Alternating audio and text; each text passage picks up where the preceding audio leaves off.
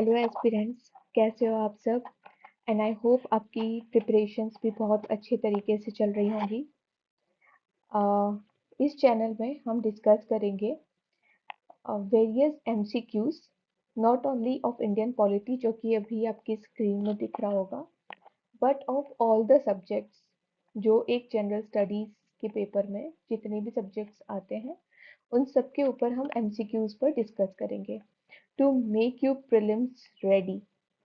आई know ये जो phase है वो मेंस के प्रिपरेशन पे ज़्यादा फोकस्ड होगा, जो नेक्स्ट ईयर देने वाले हैं, अटेम्प्ट करने वाले हैं यूपीएससी या फिर और भी गवर्नमेंट एग्जाम्स है जिसमें जनरल स्टडीज़ की रिक्वायरमेंट होती है। तो आप लोगों को ये बहुत ही हेल्पफुल होगा, ठीक है। So this channel, I promise that it will become a question bank for you, जिसमें आप काफ़ी ज़्यादा प्रैक्टिस कर सकते हो। ऐसा है कि आप पूरे मेंस फोकस में हो, आप प्रीलिम्स के टेस्ट सीरीज नहीं ज्वाइन कर पा रहे हो, या फिर मे बी आप क्या आपने ज्वाइन कर रखी होगी, but you can practice on a daily basis यहाँ पर, और that too in a competitive manner. आपको आपके पास टाइमर रखना है। जैसे ही रिफ्लेक्ट होती है स्क्रीन में क्वेश्चन, वैसे ही आपको ध्यान रखना है कि आप कितने सेकंड्स का आपको कितने सेकंड्स लगते हैं आपको आंसर करने में, वो चेक करना है।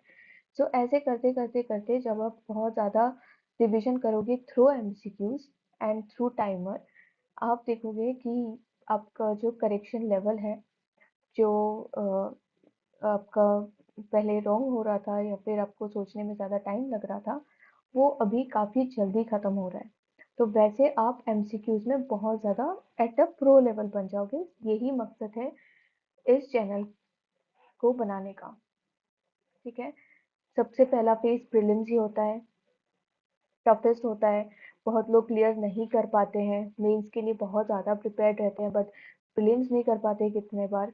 तो ये प्रीलिम्स मोटिव के लिए है कि आपको ज़्यादा से ज़्यादा एमसीक्यूज प्रैक्टिस करने को मिले, ठीक है। सो ज़्यादा बात ना करते हुए हम चलते हैं अब अपने फर्स्ट क्वेश्चन की तरफ। With reference to the Regulating Act of 1773, consider the following statements. It designated the Governor of Bengal as the Governor General of Bengal. It provided for the establishment of a Supreme Court at Calcutta. It subordinated the governors of Bombay and Madras to the Governor General of Bengal. So guys, अपना timer शुरू कर दीजिए, screen को pause कर दीजिए, and then we will see what is the answer, ठीक है। और जो आंसर सही होते हैं या जो आंसर गलत होते हैं उसको भी आप नोट डाउन करते रहिएगा, और उसको वापस जाकर के आप रिवाइज कर सकते हो अपने बुक में, right. So the answer is 1, 2 and 3। That means all 3 are correct, ठीक है। सो एक्सप्लेनेशन ये है कि the regulating act 1773 was the first step by the British Parliament to control and regulate the East India Company's affairs in India. It created the post of Governor General of Bengal, subordinated Bombay and Madras to it, and set up a Supreme Court at Calcutta 1774. First act के बारे में था ये, ठीक है। Now comes to the second question. Which act ended the East India Company's trade monopoly except in tea and the trade with China? So ये UPSC का previous year question भी है and it's important as ये already आ चुका है. So with Charter Act, Charter Act of 1793, Charter Act of 1813, Charter Act of 1833 and Charter Act of 1853. So I hope आप लोगों ने आंसर दे दिया होगा. Let's proceed with the answer. It's Charter Act of 1813. So why? Charter Act of 1813 ended the company's monopoly over Indian trade, except tea and trade with China. The Charter Act of 1833 later ended even the company's monopoly over China, trade and tea, making it purely an administrative body. So Charter Act of 1813 से चालू हो गया था उनका administrative process में शुरुआत करना, ठीक है। सो बेसिकली वो कमर्शियल बॉडी से एडमिनिस्ट्रेटिव बॉडी बनना चाह रहे थे, ठीक है।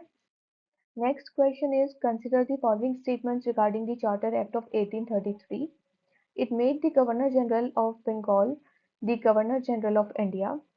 Lord William Bentinck became the first Governor General of India. It ended the East India Company's role as a commercial body, making it purely administrative. So I hope आपने answer दे दिया है. Let's come to the answer. It's 1, 2 and 3. All three statements are correct. The Charter Act of 1833 was the final step in centralization. Centralization.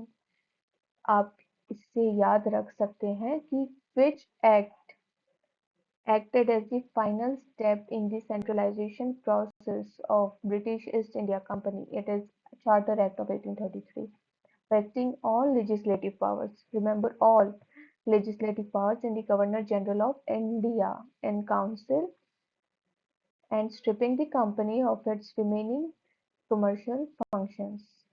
Okay. So coming to the next question, the recommendation of the Macaulay Committee for Open Competition for the Indian Civil Services was accepted under which Act? Yeah. So Charter Act of 1853, Government of India Act of 1858, Indian Councils Act of 1861 and Indian Councils Act of 1892. Please guys do not check the book, give your answer of your own, ठीक है। अपने आप से answer करिए, देखिए सही होता है या गलत। और आप लोगों को ऐसा भी लगेगा मे बी ये बहुत ही इजी क्वेश्चन भी पूछ रही हैं, जो कि बहुत ही डायरेक्ट है, ऐसे क्वेश्चंस आते हैं क्या, एक या दो आते हैं वगैरह वगैरह, बट ये एक या दो भी आपको 2 मार्क्स दिला सकते हैं। एंड चैप्टर 1 बहुत ही ऑब्जेक्टिव टाइप है, राइट। तो यहाँ पर एनालिटिकल क्वेश्चंस नहीं बनेंगे उतने, इस वजह से जितने बन रहे हैं उतने मैंने आपको शेयर किया है। So yes, also easy questions भी प्रैक्टिस करना ज़रूरी है, because many a times over confidence में हम कितने बार उल्टा सीधा मार्क कर देते हैं, which is very harmful for even cut off के लिए। So coming to the answer, it's Charter Act of 1853. Now why? Charter Act of 1853 introduced open competition for the civil services, which was based on which committee? Macaulay Committee 1854 report, ending patronage-based appointments by the company's directors. ठीक है, patronage based से हटा करके merit based बना दिया था। So coming to the fifth question, with reference to the Government of India Act of 1858, consider the following statements. It ended the rule of the East India Company and transferred power to the British Crown. It created the post of Secretary of State for India. It changed the designation of the Governor General of India to Viceroy of India. ठीक है, सो I hope आपने answer दे दिया हो। I am sorry, मैंने बहुत जल्दी कर दिया था, मैंने बहुत जल्दी स्लाइड साइड कर दिया है, बट स्टिल आई होप आपने आंसर दे दिया हो। So correct answer is 1, 2 and 3. Why all three are correct? Enacted after the revolt of 1857, this act abolished the East India Company, transferred power to the British Crown, created the Secretary of State for India assisted by the Indian Council, and Lord Canning became the first viceroy. तो 3 pages बने थे, देख सकते हो आप।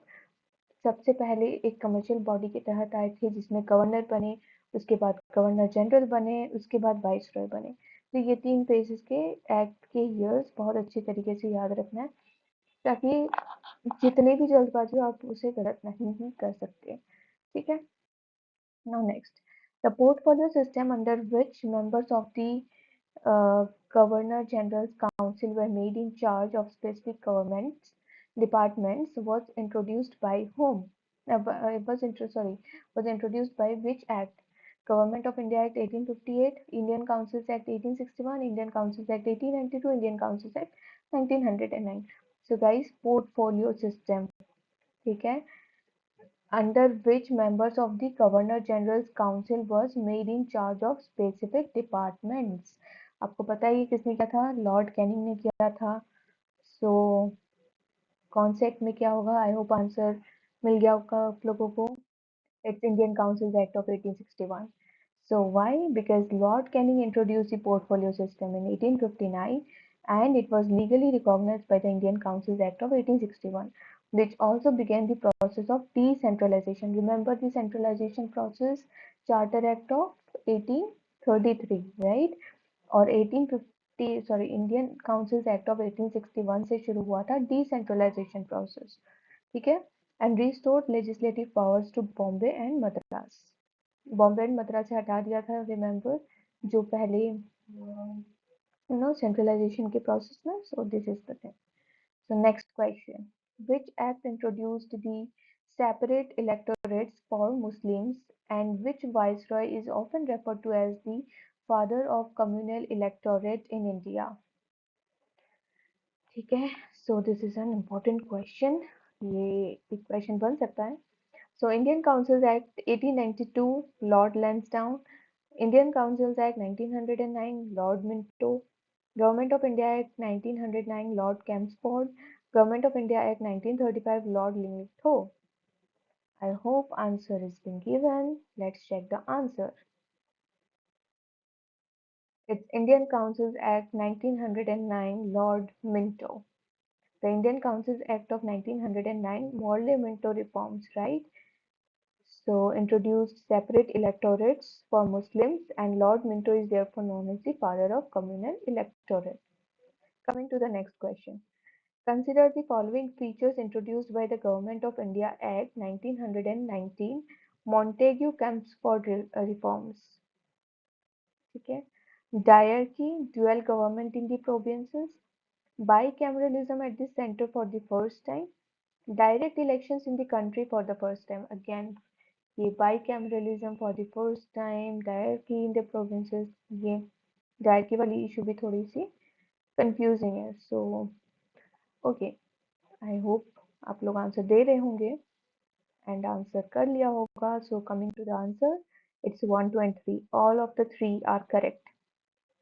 The 1919 Act introduced diarchy in provinces, transferred and reserved subjects, established a bicameral central legislature, council of state and legislative assembly, and introduced direct elections for the first time in India. So ये सारी चीजें Montagu Chelmsford reforms में हुआ था. यहाँ पर Lord Chelmsford था, पर वहां पर लॉर्ड मिंटो था कम्युनल में, right. Next, with reference to the Government of India Act of 1935, consider the following statements. It provided for the establishment of provincial autonomy. It introduced diarchy at the center. It established a federal court which was set up in the 1937. Now answer guys, जल्दी जल्दी answer करिए within the time limit. I hope it's done. 1, 2 and 3 all are correct. The 1935 Act abolished provincial diarchy and introduced provincial autonomy, instead introduced diarchy at the center, which never came into operation, and provided for a federal court established in 1937. Okay, so ये जो bracket में option है which never came into operation but it was mentioned in the Charter Act, right? इसलिए हम उसको correct बोलेंगे. ठीक है, तो इस पे हमें कंफ्यूज नहीं होना है, जो चार्टर में लिखा था वो सही था और वही ऑप्शन में था तो वो हम सही बोलेंगे. ठीक है, so now coming to the last question of today series, which is which act granted dominion status to India and Pakistan and ended British paramountcy over the princely states. Last question, very easy question, so please answer guys. I think बहुत ही easy है. So obviously the answer is Indian Independence Act of 1947. हमारा state, हमारा country आजाद हो गया, right. So okay guys, 10 question समाप्त हुए. तो आप अपने अपने मार्क्स प्लीज हमें कमेंट सेक्शन पे बताइए. हम नेक्स्ट चैप्टर लेकर के आएंगे, making of the constitution, but मैं आपके भी व्यूज जानना चाहती हूँ कि आपको किस सब्जेक्ट में ज़्यादा ज़रूरत है अभी के लिए MCQs, B it economy, B it environment, B it history, B it geography. तो लेट मी नो, ताकि मैं उस डायरेक्शन पे ज़्यादा फोकस कर पाऊँ और ये भी साइड बाय साइड आपको हर दिन 10 क्वेश्चंस भी अगर आप प्रैक्टिस करोगे पॉलिटी के डेली, तो it will be a good advantage for you. Also 2026 में क्वेश्चंस नहीं आए पॉलिटी के लक्ष्मीकांत से, तो इसका मतलब ये नहीं कि यूपीएससी कभी भी नहीं पूछेगी। तो इसीलिए don't come into the trap of UPSC, just be prepared.